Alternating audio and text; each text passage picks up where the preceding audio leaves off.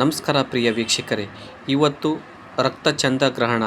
ಈ ವೇಳೆ ನಾವು ಏನು ಮಾಡಬೇಕು, ಏನು ಮಾಡಬಾರದು ಎಂಬುದು, ಗ್ರಹಣದ ಎಫೆಕ್ಟ್ ಏನಿರಬಹುದು ಮತ್ತು ಗ್ರಹಣ ಯಾವಾಗ ಸ್ಟಾರ್ಟ್ ಆಗುತ್ತೆ ಎಂಬುದು ಸಂಪೂರ್ಣವಾಗಿ ಈ ವಿಡಿಯೋ ಮುಖಾಂತರ ತಿಳಿಯೋಣ. ಸೊ ಎಲ್ಲಿಯೂ ಸ್ಕಿಪ್ ಮಾಡದೆ ನೋಡಿ, ಮತ್ತು ನೀವು ನಮ್ಮ ಚಾನಲ್ ಸಬ್ಸ್ಕ್ರೈಬ್ ಮಾಡಿಲ್ಲ ಅಂದರೆ ಈಗಲೇ ಸಬ್ಸ್ಕ್ರೈಬ್ ಮಾಡಿ. ಇವತ್ತು ರಕ್ತ ಬಣ್ಣವಾಗುವಂಥ ಚಂದ್ರಗ್ರಹಣ, ಇದು ಅಪಾಯವೇ? ಇದು ವರ್ಷಾದ್ಯಂತ ಚಂದ್ರಗ್ರಹಣ ಯಾರಿಗೆ ಲಾಭ, ಶುರು ಎಲ್ಲಿಂದ ಮತ್ತು ಅಂತ್ಯ ಎಲ್ಲಿಂದ ಎಂಬುದು ಗೋಚರಿಸುತ್ತೆ. ಗ್ರಹಣ ಅನ್ನುವುದು ಫುಲ್ ಡೀಟೇಲ್ಸ್ ತಿಳಿಯೋಣ. ಗ್ರಹಣ ಬಂತು ಅಂದರೆ ಕೆಲವರಿಗೆ ಭಯ, ಇನ್ನು ಕೆಲವರಿಗೆ ಕುತೂಹಲ ಕೂಡ ಇದೆ. ಕೆಲವರು ಶಾಸ್ತ್ರದಲ್ಲಿ ಹೇಳಿದ ಸಂಪ್ರದಾಯ ಪಾಲನೆ ಮಾಡಿದರೆ, ಇನ್ನು ಕೆಲವರು ಅದೆಲ್ಲ ಮೂಢನಂಬಿಕೆ ಅಂತ ತಳ್ಳಿ ಹಾಕ್ತಾರೆ. ರಕ್ತ ಸಿಕ್ತವಾಗಿ ಕಾಣಿಸಿಕೊಳ್ಳುವ ಚಂದ್ರಗ್ರಹಣ ಕೇಡು ಮಾಡ್ತಾನ? ಅದಕ್ಕೆ ಪರಿಹಾರ ಏನು? ಅದೆಲ್ಲಕ್ಕೂ ಜ್ಯೋತಿಷ್ಯರು ಏನು ಹೇಳ್ತಾರೆ ಎಂಬುದು ಸಂಪೂರ್ಣವಾಗಿ ಈ ವಿಡಿಯೋ ಮುಖಾಂತರ ತಿಳಿಯೋಣ. ಮತ್ತು ಗ್ರಹಣ ಯಾವ ಟೈಮಿಗೆ ಸ್ಟಾರ್ಟ್ ಆಗುತ್ತೆ ಎಂಬುದು ಕೂಡ ತಿಳಿಯೋಣ. ಚಂದ್ರಗ್ರಹಣವು ಗ್ರಹಣ ಸ್ಪರ್ಶಕಾಲ ರಾತ್ರಿ 9:57ರಿಂದ ಗ್ರಹಣದ ಮಧ್ಯಕಾಲ ರಾತ್ರಿ 11:41 ಇರುತ್ತೆ. ಗ್ರಹಣ ಮೋಕ್ಷಕಾಲ ತಡರಾತ್ರಿ 1:26 ಗ್ರಹಣ ಮುಕ್ತಾಯವಾಗುತ್ತದೆ. ಗ್ರಹಣದ ಸಂಪೂರ್ಣ ಕಾಲಾವಧಿ 3 ಗಂಟೆ 29 ಇರುತ್ತೆ. ಗ್ರಹಣದ ಯಾವ ಗಳಿಗೆಯಲ್ಲಿ ಶುರುವಾಗುತ್ತೆ ಮತ್ತು ಯಾವ ನಕ್ಷತ್ರಗಳಲ್ಲಿ ಶುರುವಾಗುತ್ತೆ ಅನ್ನೋದರ ಮೇಲೆ ತಿಳಿಯೋಣ. ಮತ್ತು ಯಾವ ಗ್ರಹಗಳಿಗೆ ಕೆಡಕು ಮಾಡುತ್ತದೆ ಎಂಬುದು ಕೂಡ ತಿಳಿಯೋಣ. ಚಂದ್ರಗ್ರಹಣಕ್ಕೂ ಮುನ್ನ ನೀವೇನು ಮಾಡಬೇಕು, ಏನು ಮಾಡಬಾರದು ಎಂಬುದು ಕೂಡ ತಿಳಿಯೋಣ. ಗ್ರಹಣ ಬರುತ್ತೆ ಅಂದರೆ ಸಾಕು, ಮಹಿಳೆಯರಿಗೆ ಟೆನ್ಷನ್ ಶುರುವಾಗುತ್ತೆ. ಊಟ ಮಾಡಬೇಕು, ಮಾಡಬಾರ್ದು, ಎಷ್ಟು ಗಂಟೆಯೊಳಗೆ ಊಟ ಮಾಡಬೇಕು ಅನ್ನೋದು ದೊಡ್ಡ ಪ್ರಶ್ನೆಯಾಗಿರುತ್ತೆ. ಆದರೆ ನಾವು ಉತ್ತರ ಕೊಡ್ತೀವಿ. ರಾತ್ರಿ 9:57 ಗ್ರಹಣ ಸ್ಪರ್ಶಕಾಲ ಇರೋದರಿಂದ ಮಧ್ಯಾಹ್ನ 1 ಗಂಟೆ ಒಳಗೆ ಊಟ ಮಾಡಿದರೆ ಕೂಡ ಒಳ್ಳೆಯದು. ಅರೆ, ಗ್ರಹಣ ಸ್ಟಾರ್ಟ್ ಆಗೋದು ರಾತ್ರಿ 9:57 ಹೀಗಿದ್ದಾಗ ಊಟ ಯಾಕೆ ಅಷ್ಟೊಂದು ಮುಂಚಿತವಾಗಿ ಮಾಡಬೇಕು ಅನ್ನೋದು ಪ್ರಶ್ನೆ ಇರುತ್ತೆ.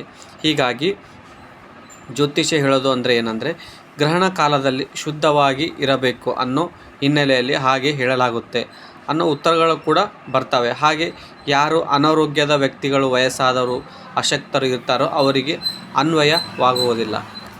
ಮತ್ತು ಗ್ರಹಣ ಸಮಯದಲ್ಲಿ ದೇವರ ಜಪಕ್ಕೆ, ದೇವರ ಜ್ಞಾನಕ್ಕೆ ಗ್ರಹಣ ಕಾಲ ಸೂಕ್ತವೇ ಅಲ್ಲ ಎಂಬುದು ಕೂಡ ತಿಳಿಯೋಣ.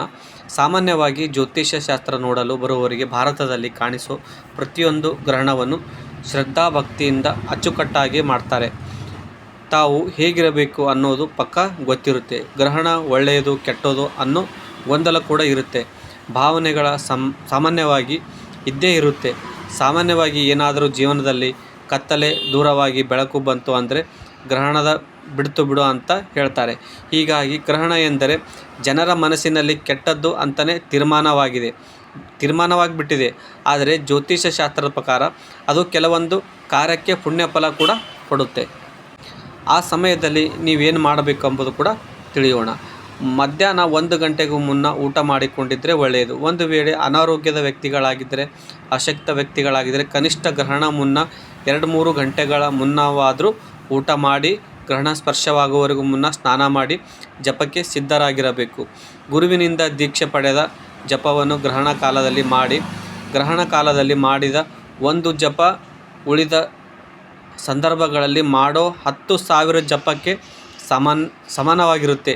ಹಾಗೆ ಗ್ರಹಣ ಕಾಲದಲ್ಲೂ ಕೂಡ ಮಾಡೋ ಜಪಕ್ಕೆ ಬೇಗ ವರ ಸಿದ್ಧಿಯಾಗುತ್ತದೆ ಎನ್ನುವುದು ಕೂಡ ನಂಬಿಕೆ ಇದೆ. ಗ್ರಹಣ ಕಾಲದಲ್ಲಿ ಏನು ಮಾಡಬೇಕು, ಏನು ಮಾಡಬಾರ್ದು ಅನ್ನೋದನ್ನು ಜನರಿಗೆ ಗೊತ್ತಿರೋದಿಲ್ಲ. ಕೆಲವರು ಜಪ ಮಾಡೋದಕ್ಕೂ ಹಿಂದೇಟು ಹಾಕ್ತಾರೆ.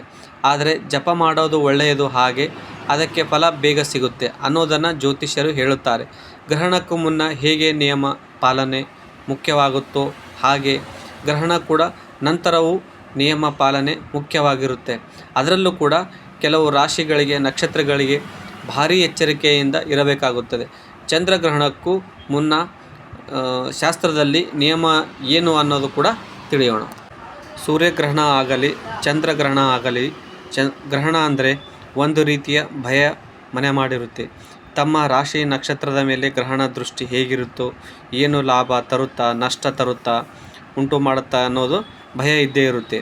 ದೋಷ ಇದ್ದರೆ ಹೇಗೆ ಪರಿಹಾರ ಮಾಡಿಕೊಳ್ಳಬೇಕು, ಎಚ್ಚರಿಕೆಯಿಂದ ಹೇಗೆ ಇರಬೇಕು ಅನ್ನೋದನ್ನು ಟೆನ್ಷನ್ ಕೂಡ ಆಗಿರುತ್ತೆ. ಎಲ್ಲದಕ್ಕೂ ಪರಿಹಾರ ಅನ್ನೋದು ಇದ್ದೇ ಇರುತ್ತೆ. ಅದಕ್ಕೂ ನಾವು ಗ್ರಹಣಗಳ ಬಗ್ಗೆ ಮಾತಾಡೋಕ್ಕೆ ಕಾರಣ ಸೆಪ್ಟೆಂಬರ್ 7ರಂದು ಕಾಣಿಸಿಕೊಳ್ಳುತ್ತಿರೋ ಚಂದ್ರಗ್ರಹಣ. ಒಂದು ರಕ್ತ ಸಿಕ್ತವನಾಗಿ ಕಾಣಿಸಿಕೊಳ್ಳುವ ಚಂದ್ರ ಯಾವ ರೀತಿಯಲ್ಲಿ ಗೋಚರಿಸುತ್ತಾನೆ, ಯಾರಿಗೆ ಲಾಭ ಮತ್ತು ಯಾರ ಮೇಲೆ ದುಷ್ಪರಿಣಾಮ ಬೀರುತ್ತದೆ, ಮನೆಯಲ್ಲಿ ಯಾವ ನಿಯಮಗಳನ್ನು ಪಾಲನೆ ಮಾಡಬೇಕು,